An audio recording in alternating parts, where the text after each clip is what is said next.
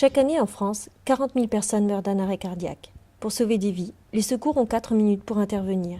Après, pour chaque minute qui passe, c'est 10% de chance de s'en sortir en moins. Aujourd'hui, le taux de survie est seulement de 2 à 3%. Si des défibrillateurs étaient installés dans les lieux publics, 10 000 vies pourraient être sauvées. Face à ce constat, les maires des Landes ont décidé d'agir. Dans ce département rural, le deuxième plus grand de France, 80% des communes comptent moins de 1000 habitants et sont le plus souvent éloignées des centres de secours. Alors que l'âge de la population augmente, le nombre de médecins, lui, diminue. La présence des défibrillateurs est donc capitale pour sauver des vies. Aujourd'hui, 230 communes en sont équipées. À l'origine de cette initiative se trouve un homme, le maire de Beiriz, commune de 97 habitants située au cœur de la Chalosse. Ce qui m'a donné cette idée, j'ai une de mes voisines qui avait une résidence à Anglette. Elle faisait un infarctus. Les pompiers sont arrivés aussitôt, ils l'ont transportée à l'hôpital à Bayonne. Et en cours de route, ils lui ont mis, je crois, d'après ce qu'elle m'a dit, 3 décharges. C'est comme ça qu'ils l'ont ramenée à la vie. Ça s'est passé à Beiriz, on n'avait aucun équipement, elle ne se prête plus à ce monde. Sollicitée par le maire de Beiriz et quelques autres, l'Association des maires des Landes a lancé un appel d'offres. Le marché des défibrillateurs est revenu à la société Défibril et celui des packs de formation à la société Laerdal.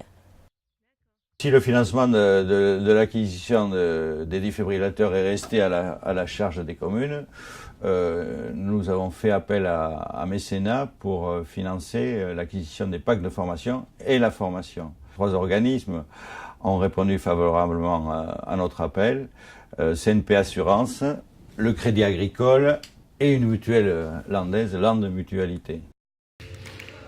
Les élus landais ont rapidement compris l'intérêt d'installer des défibrillateurs sur leur commune.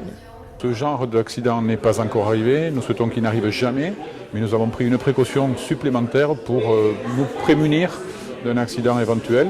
Et je pense que la population, même les gens qui n'étaient pas là ce soir, sont conscients de l'utilité, de l'intérêt de cet équipement. Oui, mais il faut en avoir un aussi, parce que le problème, si on n'a rien pour intervenir, c'est un peu s'en vouloir aussi. Nous, on a pris des défibrillateurs, comme on a dit, il suffit qu'il y ait un problème, on sait qu'on l'a. Pour toute la partie technique, l'Association des maires des Landes s'est appuyée sur le service départemental d'incendie et de secours. L'implication des pompiers était intéressée quand même, dans la mesure où effectivement le premier témoin jusqu'à présent de la chaîne de secours, cette fameuse chaîne de secours qui conduit plusieurs personnes successivement à prendre en charge une victime d'un arrêt cardio-respiratoire. Donc ce premier maillon de la chaîne de secours était le maillon faible. Et apporter un outil comme le défibrillateur automatique grand public à ces gens-là était un plus pour nous. Un des problèmes a été justement le choix de l'implantation des défibrillateurs. Il a fallu persuader les maires de les mettre à l'extérieur et non pas de les enfermer. Alors on a choisi d'installer ce défibrillateur sous le hall des sports parce que c'est là où il y a le plus de personnes qui rentrent et qui sortent et qu'il y a plusieurs animations. C'est tout près de l'école, c'est tout près de la mairie, c'est un peu au centre. On va mettre des indications pour dire où c'est. Une fois le matériel choisi, le plus important restait à faire, informer le public. L'idée a été d'éviter de reproduire ce qui se passe avec les extincteurs que personne n'ose utiliser, faute de formation.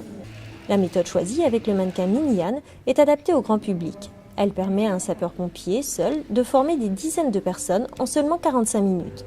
Ces informations ont été assurées par l'Union départementale des sapeurs-pompiers. Notre rôle principal, c'était aussi dans l'information de démystifier cet appareil.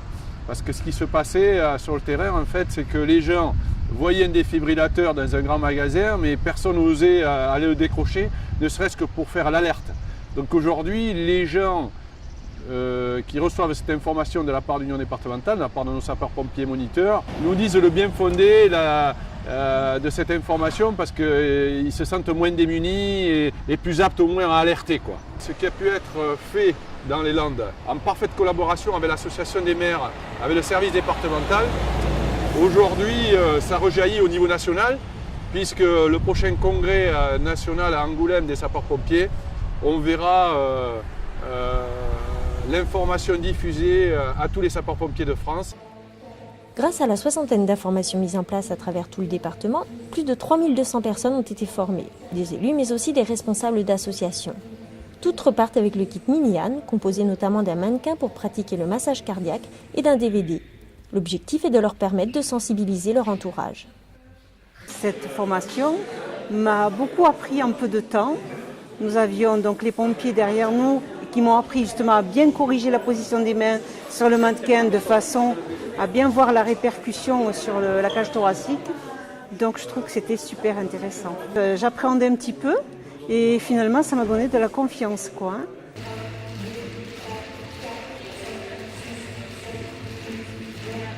J'espère qu'on fera école, parce que bon, c'est une belle opération. Donc on se félicite surtout pour l'intérêt que ça représente si jamais demain on a quelqu'un qui fait un malaise et qu'on pourra sauver grâce à cela, quoi.